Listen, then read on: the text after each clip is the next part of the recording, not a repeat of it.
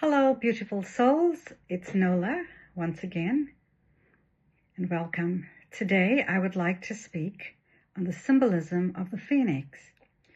Being that we are now into the new year of 2025, I thought this might be an auspicious time to speak about the phoenix, this mythical bird.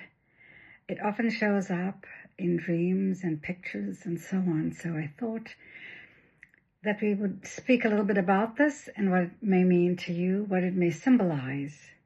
So I've made some notes, and forgive me if I keep looking at my page.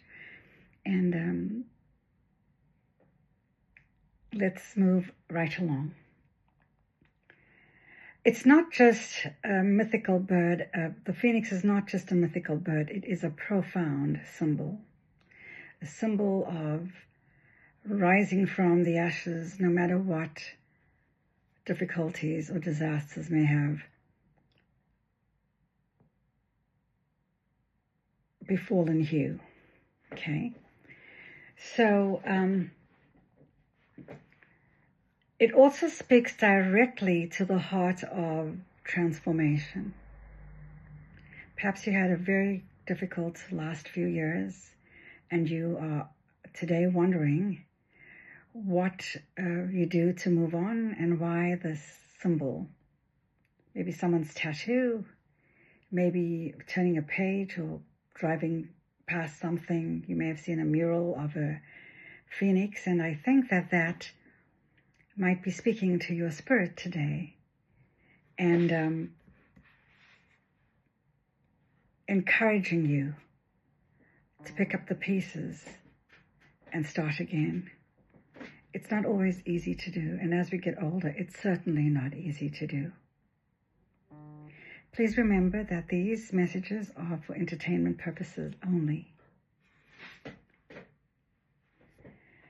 So, lots of us used to make New Year's resolutions, but many of us, and that speaks for myself, have fallen away from making New Year's resolutions, as we feel that it only sets us up to fail, and so we are disappointed in ourselves.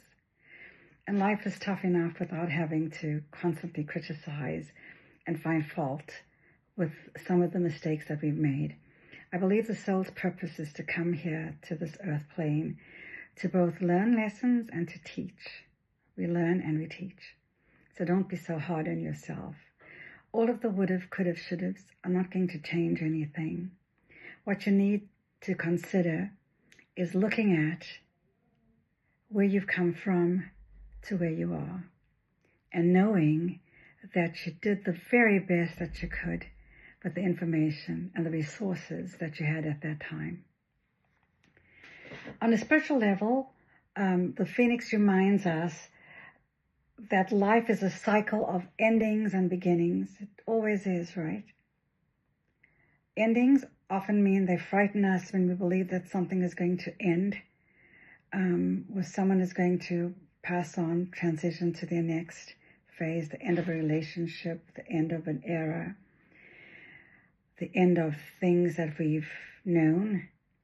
But endings are also opportunities for new beginnings and new doors opening, new ideas, a new way of being, a new way of living. And while I'm saying that, I want to say this.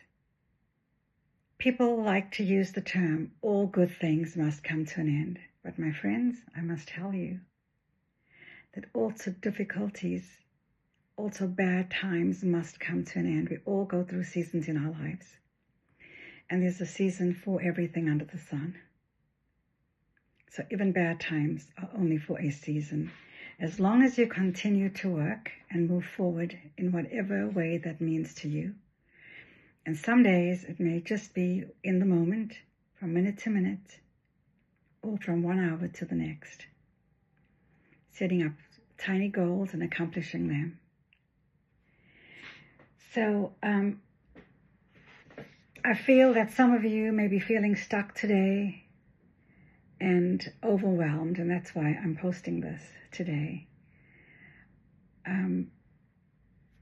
Perhaps you don't even feel that there are things in your life or parts of you that don't align with you, that no longer align with you. And perhaps it's time to let those things go and move on to better things and brighter days. Whether you see a phoenix in your dream or a symbol somewhere, and it may feel drawn to your story, or you simply resonate with what it means, know that this is a divine message. There's no coincidence here. This is a divine message of hope and courage and inspiration. Perhaps you're having a difficult time getting out of bed today. Perhaps you've lost your sister and you don't know how to move forward. Perhaps you've lost your mom or your very best friend, and you just feel that you cannot go on. Know that this is the sign for you to get up, brush your teeth, make a cup of coffee, and move forward.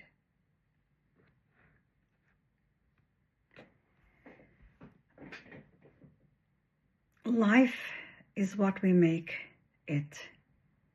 Nothing that I say is going to change unless you get up and you do something. You do something for yourself. It doesn't always have to be about other people. I know you've heard the term self-preservation is the law of nature.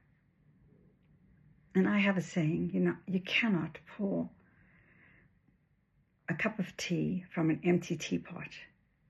So you must preserve yourself. You don't have to be all